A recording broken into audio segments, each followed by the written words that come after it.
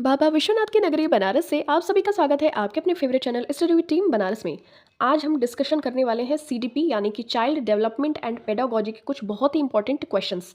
आपका जो 2022 में एग्जाम कंडक्ट करवाया गया था ना, तो उसी का पीवाईक्यू है, यानी कि प्रीवियस ईयर क्वेश्चंस को हम इसमें डिस्कस करेंगे, जो कि आपके अपकमिंग एग्जाम्स जो कि आपका 2023 में होने वाला है, उसमें ज़्यादा टाइम नहीं बच गया है। तो आप इन सभी प्रीवियस ईयर क्वेश्चंस को डिस्कस कर लेते हैं। अगर आप अच्छे से कंसेप्ट को क्लियर कर लेते हैं तो आपको डेफिनेटली 2023 वाले एग्जाम में आपको इसका बेनिफिट देखने को मिलेगा। तो चलिए स्टार्ट करते हैं।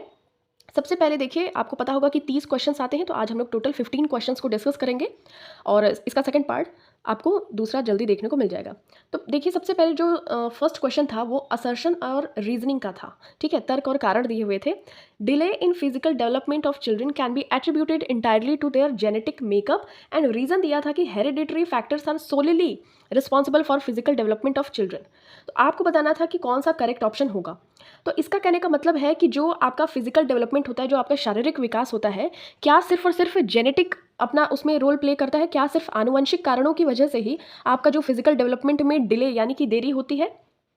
सेकंड ऑप्शन कह रहा है कि हेरिडिटरी मतलब कि जो आनुवंशिक कारक होते हैं, सोलिली मतलब एकमात्र यही कारक होते हैं, रिस्पॉन्सिबल होते हैं कि आपका जो फिजिकल डेवलपमेंट होता है चिल्ड्रन में। तो ये देखिए, दोनों ही गलत है।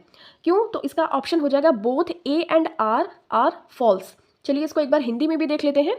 क्योंकि देखिए, यहाँ पे कहा जा रहा है कि जो बच्चों का शारीरिक विकास होता है, इसमें सिर्फ और सिर्फ आनुवंशिक कारण ही जिम्मेदार नहीं होते हैं, रिस्पॉन्सिबल नहीं होते हैं। क्योंकि आपको पता है, हेरिडिटी इनटू इन्वायरमेंट होता है, ना कि सिर्फ अकेले ये होता है या अकेले ये दोनों का ही क्या होता है, प्रोडक्ट होता है। क्या? हमारा जो भी डेवलपमेंट होता है, चाहे वो फिजिकल हो चाहे कुछ भी हो, तो अगर ये दोनों साथ रहेंगे, कंबाइंड फॉर्म में रहेंगे, तभी हमारा डेवलपमेंट हो पाएगा। तो यही चीज़ आपको इसमें बतानी थी। इसीलिए आपका दोनों ही कथन गलत है, क्योंकि दोनों ही जिम्मेदार होते हैं और इसमें सिर्फ और सिर्फ आनुवंशिक कारणों को ही बताया जा रहा है कि वंशानुगत कारण होते हैं। जैसे आप सभी को पता होगा कि जो पहाड़ी इलाके में लोग रहते हैं, या अगर हम बात कर लें असम साइड या फिर पूर्वोत्तर साइड में बात करें, तो उनका जो थोड़ा हाइट वगैरह होती है, कद छोटा होता है, इसलिए आपको एसएससी में भी उनके लिए रिलैक्सेशन देखने को मिलता है, थोड़ा सा उनके हाइट के हिसाब से। तो उनकी शारीरिक बनावट देखिए वहाँ के इन्वायरमेंट की वजह से थोड़ी चेंज हुई है, ना कि उनका आनुवंशिक के तौर पर। ठीक है, आपको आई गेस समझ में आ गया होगा कि दोनों ही फैक्टर इंपॉर्टेंट है, हेरिडिटी भी है और इन्वायरमेंट भी है। ठीक है, मतलब पर्यावरण भी है और हेरिडिटी फैक्टर्स भी होते हैं जो माता पिता से हमारे में आते हैं। तो इसीलिए आपका ये दोनों कथन गलत होगा। आई होप ये क्वेश्चन आपको क्लियर हो गया होगा। नेक्स्ट देखिए, क्वेश्चन बात कर लेते हैं।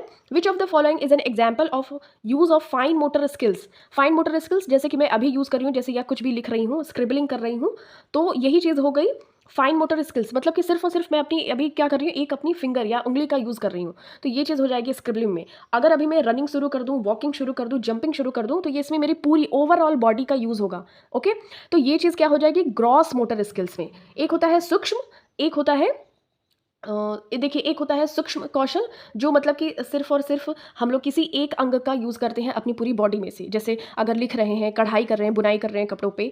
ओके, तो ये सारी चीज़ें घसीट कर लिखना, जैसे यहाँ ये स्क्रिबलिंग इसको कहते हैं, जैसे छोटे बच्चे दीवार पे करते हैं ना, ऐसे ऐसे करके या कुछ भी बनाते रहते हैं, तो वो सूक्ष्म गतिक कौशल में आता है। और अगर पूरी ओवरऑल पूरी बॉडी का इस्तेमाल किया जाए, दौड़ना, चलना और कूदना, तो ये ग्रॉस मोटर स्किल्स आ जाएगा। ठीक है, स्थूल कौशल में। चलिए बात कर लेते हैं नेक्स्ट।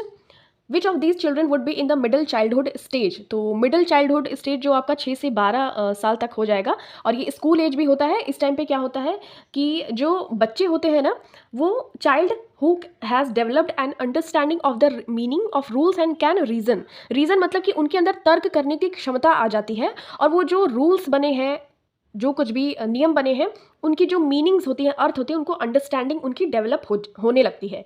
तो यही आपको बताना था कि मिडिल चाइल्डहुड स्टेज में अगर कोई बच्चा है, तो इन चारों ऑप्शंस में से ऐसा कौन सा ऑप्शन होगा? तो आपका ऑप्शन नंबर बी सही हो जाएगा। क्योंकि देखिए, जो मध्य बाल्यावस्था में बच्चा होगा 6 से 12 साल का, वो बच्चा जिसने नियमों के अर्थ की समझ विकसित कर ली है और तर्क भी वो कर सकता है, और स्कूल एज ये होगा 6 से 12 साल का। चलिए बात कर लेते हैं नेक्स्ट क्वेश्चन की।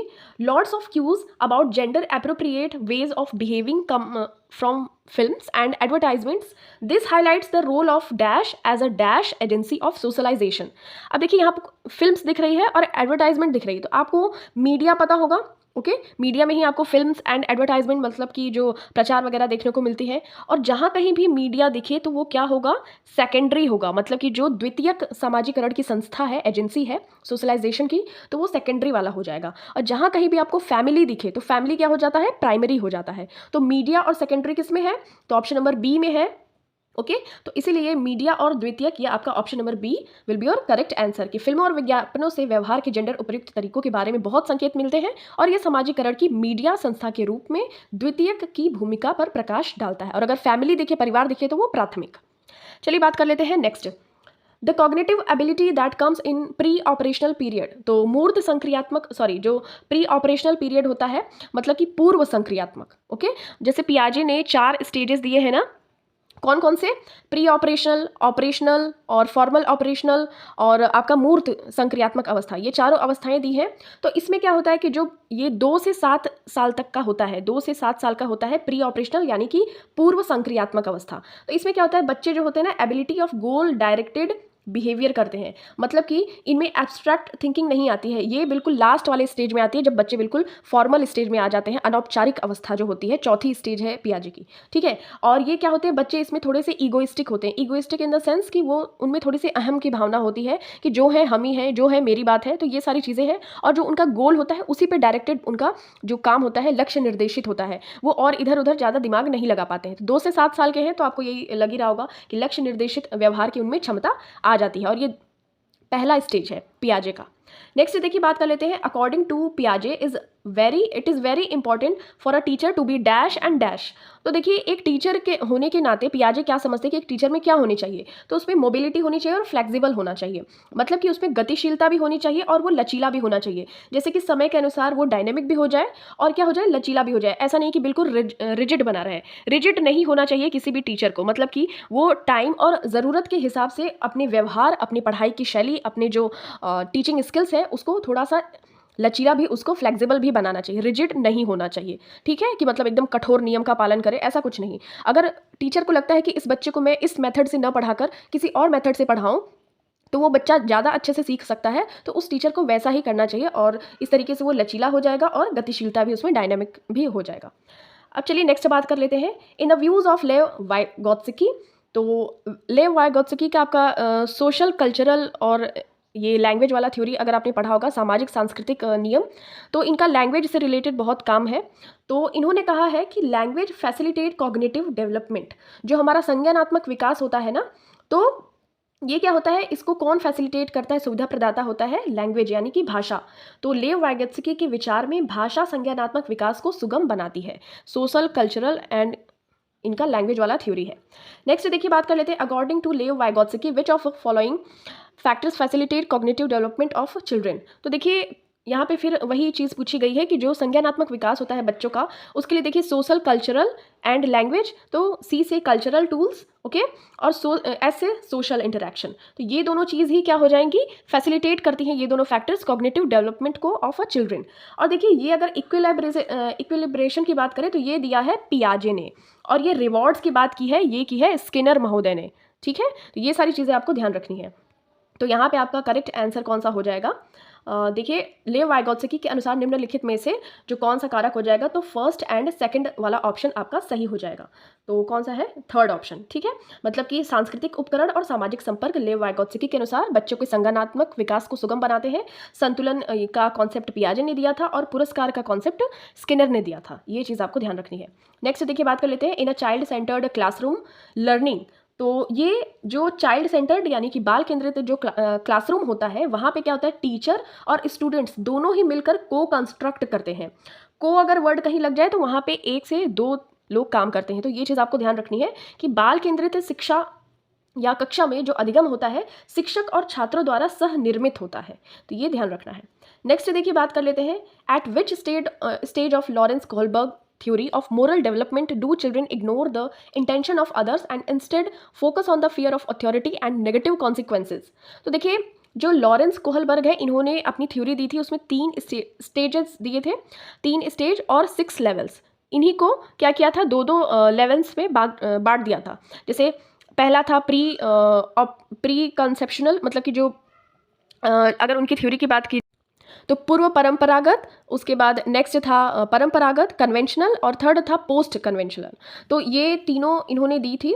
तो इनका जो था पनिशमेंट एंड ओबीडियंस ओरिएंटेशन, तो जो कि फर्स्ट वाले इनके मतलब कि प्री कन्वेंशनल, पूर्व परंपरागत अवस्था में जो आता है वही इसका करेक्ट आंसर होगा। कैसे होगा चलिए इधर भी देख लेते हैं।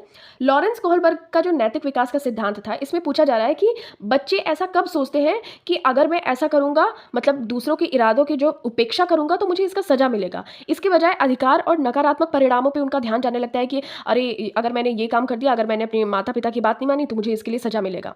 तो ये चीज़ नहीं सोचते हैं कि मतलब ये चीज़ वास्तव में सही नहीं है, बस वो इस भय से वो काम नहीं कर पाते हैं कि अरे मुझे सजा मिलेगा। ठीक है, तो सजा और आज्ञाकारिता अभिविन्यास इसका सही हो जाएगा कि इसीलिए वो नकारात्मक परिणामों के डर पर ही केवल ध्यान केंद्रित करते हैं। तो ये फर्स्ट ऑप्शन आपका सही हो जाएगा और ये लेवल 1 का ही है। ओके, चलिए नेक्स्ट देख लेते हैं। देखिए, the ability to use language fluently and flexibly to express one's thinking in is a characteristic of dash intelligence in Howard Gardner's theory. तो देखिए, हार्वर्ड गार्डनर ने 8 प्रकार की टोटल इंटेलिजेंस की थ्योरी दी है, बुद्धिमत्ता का जो बहुबुद्धि का सिद्धांत दिया है हार्वर्ड गार्डनर ने। जैसे आपके लिंग्विस्टिक थिंकिंग है, नेचुरलिस्टिक है, स्पेशल माने कि जो अगर जैसे स्पेशल मतलब होता है कि अगर आपने ऊपर ऊपर से किसी भी चीज़ की आकृति देख ली तो आपको उसके बारे में ज्ञान या अंदाजा लग जाएगा। तो इस तरीके की स्पेशल थिंकिंग होती है। जैसे इंजीनियर्स वगैरह होते हैं, पहले वो क्या करते हैं, चार्ट पे ड्रॉ करते हैं ना कि हमारा घर या ये बिल्डिंग ऐसे कंस्ट्रक्ट किया जाएगा, तो वो पहले उस चीज़ को कागज़ पर उकेरते हैं या उतारते हैं। बाद में जो उनका डेवलपमेंट दिखाई देता है वो ज़मीनी स्तर पर बाद में दिखाई देता है, तो उनके पास स्पेशल थिंकिंग होती है। बट यहाँ पे लैंग्वेज की बात की गई है तो linguistic will be your correct answer. तो देखिए, ऑप्शन नंबर 1 सही हो जाएगा कि हार्वर्ड गार्डनर के सिद्धांत में सोच को अगर व्यक्त करने के लिए धारा प्रवाह और लचीले ढंग से भाषा का प्रयोग किया जा रहा है, तो ये भाषाई बुद्धि की विशेषता होगी। और चलिए नेक्स्ट बात कर लेते हैं। Which of the following is not an effective strategy to cater to individual differences in the class. तो देखिए, ऐसा कौन सा नॉट है यहाँ पे, देखिए ध्यान रखिएगा, आप अगर एग्जाम देने जा रहे हैं वहाँ पे भी। तो स्ट्रैटेजी इन चारों ऑप्शंस में से ऐसा कौन सा नहीं है कि जो इंडिविजुअल डिफरेंसेस है, मतलब जो बच्चे अलग अलग मतलब कि व्यवहार रखते हैं, नेचर रखते हैं, तो उनको केटर करने के लिए कि मतलब उनकी जो कि उनको किस प्रकार से हमें ट्रीट करना है, कि उनके साथ कैसा व्यवहार करना है, तो एक इफेक्टिव स्ट्रेटेजी नहीं है।